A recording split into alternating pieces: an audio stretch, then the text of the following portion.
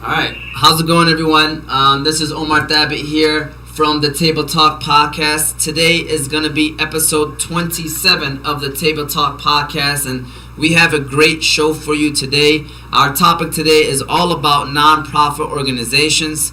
Today, our guest is LaShawn Reece, as well as Negus Vu, who is the president of the People's Action. They are here to talk about nonprofits. Little Sis, who is the co-host of the show, also works at a nonprofit organization, and that nonprofit organization is Access. So she's going to talk a little bit about that as well. And of course, we got to introduce the other co-host of the show, Big Sis. I've been in the building, and Sada Thab in the building as well. We are here to educate you on it. I'm here to learn too. I'm going to be taking notes. I can't wait to hear all about nonprofit organizations. You know, I think they're awesome, and how people can support them, how people can start them, and just why are they even there. Like, we're going to learn about them and what's the history about nonprofit organizations. So looking forward to that. Want to thank LaShawn and Negus to be in the building today. We appreciate the both of you. And before we even get into the show, though, I do want to go ahead and give a shout out to our two sponsors of today. Our first one is Leo's Coney Island in Royal Oak. Shout out to Leo's Coney Island, located on 10 South Main Street, Royal Oak, Michigan. Their number is 1248-336-8093. They are known for their delicious American-style food, conies, fried chicken, breakfast, chili. There are a bunch of Leos out there, and there are a bunch of Leos that have been around for a while, but the best of all, to me, is the one in Royal Oak. So shout out to Leo's Coney Island. Shout out to Umar Hadami. Our second sponsor is Give to Gain. We'll get into them later on in the show. We got people saying Salam Ahmed and Khalid. We cannot go on with the show without giving them their shout outs, because they're always chiming in and saying hello. Hope you guys learned something today. Both of them, well, one graduated out of high school, the other is in high school. So it's never too early, right, to learn about nonprofits. So this is the time we're going to pass it on to the guests. I'm going to go ahead and let you, LaShawn, if you want to introduce yourself. Tell us a little bit about yourself and what you do for a living and things like that. Okay. So I am LaShawn Reece, and I am the program coordinator with a nonprofit called Community Health Awareness Group. I've been there a little over 18 years. So I've been a nonprofit most of my adult life. I also am the senior organizer with the People's Action, and I have been with them. I've been with the People's Action since, it's been about 3 years, part of the inception. So I'm super excited about a lot of the work that we do in the community, not just where I am employed, but also where I decide to spend my time and to dedicate my life as part of nonprofits. Everything that I do pretty much stems around that. Awesome. And now, Negus, if you want to introduce yourself and tell us a little bit about yourself. Yeah, sure. My name is Negus Vu. I've been in the nonprofit world to some extent in the past 12 years. Currently, I started off working with different nonprofits, well, considerably grassroots organizations, and from Yusef Shakur to New Era Detroit, into the People's Action, which came around in 2018. We've been a nonprofit. So we've been going on for roughly, this is going to be our 4th year. And I'm excited about it. I've been doing, most of the work I've been doing has been volunteer work, free hands, and just work. And our mission is to improve the socioeconomic conditions of African Americans and other historically oppressed people. So we do a lot of outreach programming. So I'm very excited to share my experiences. Also, just to help anybody who's inspiring and wants to help their community, and how they can go about it, and different types of nonprofits that's available. Awesome, man. We got some. We're gonna get into that and ask a couple questions about that. And then Sada, I want you to introduce yourself too, and tell people what you do at Access, just so we know, people know, like, you know, we're asking questions mostly to you three on the show. So go ahead, Sada.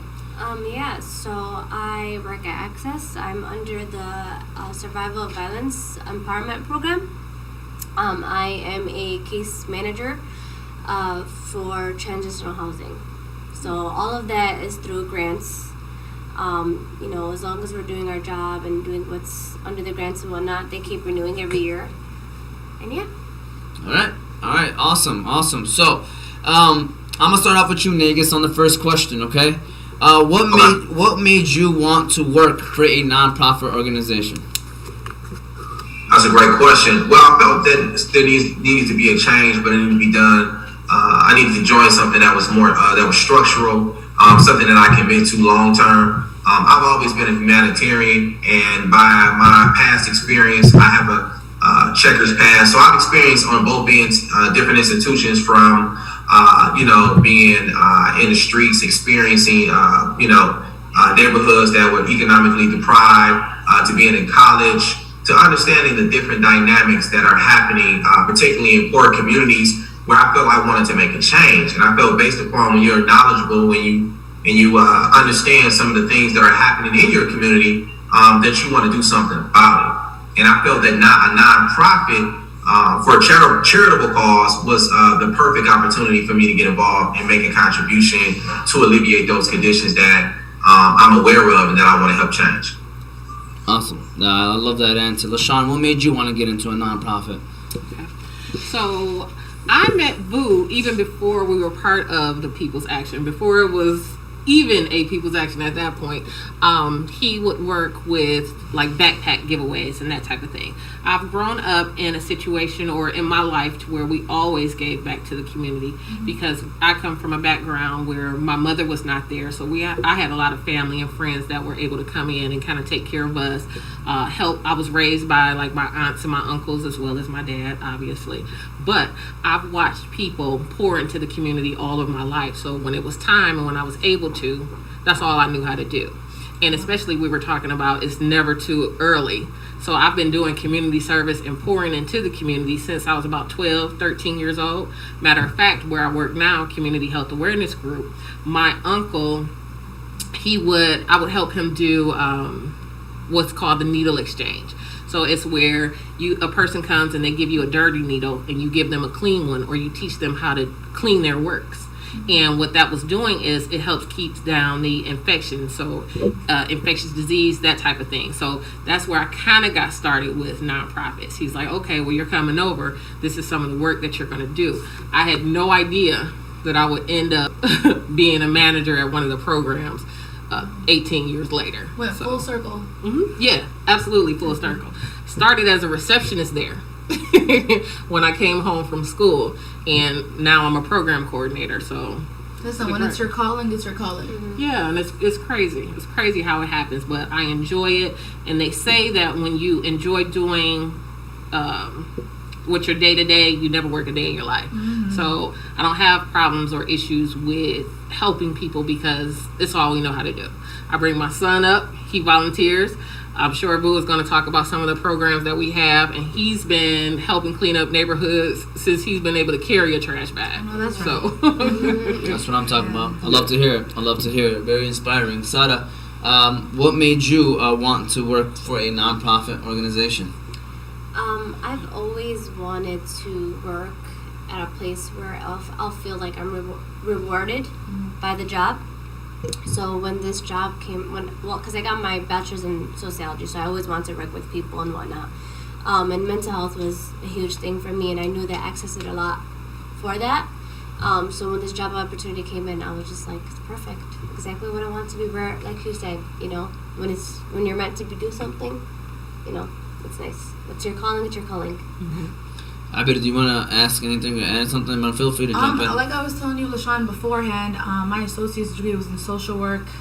Ever since a young age, growing up in Detroit in Hamtramck, we've been through it. You don't want people to go through the same things that you're going through. Even our country back home is going through it. So giving back is like, your right hand thing to do. You do it to the point where you don't even know that you're doing it. So I'm here for, I believe that nonprofit organizations keep the community together. They take care of the community. It becomes like a family, and they're important. And I'm here for it. And I was just telling you as well, like I've always wanted to start one, but just never knew like how. I'm always doing like T-shirt sales, bake sales, like always trying to, But it's like, how do you actually have a structured organization that you can, even grow bigger? And we're gonna definitely get into that how question later on. And I guess the benefits, that's the next question I want to talk about, is what are some of the benefits of someone opening up a nonprofit organization? So I guess, what are some of the benefits? LaShawn, I'm going to start off with you on this one. What are some of the benefits if someone were looking into opening a nonprofit organization? Okay. So I think it kind of touches on some of the things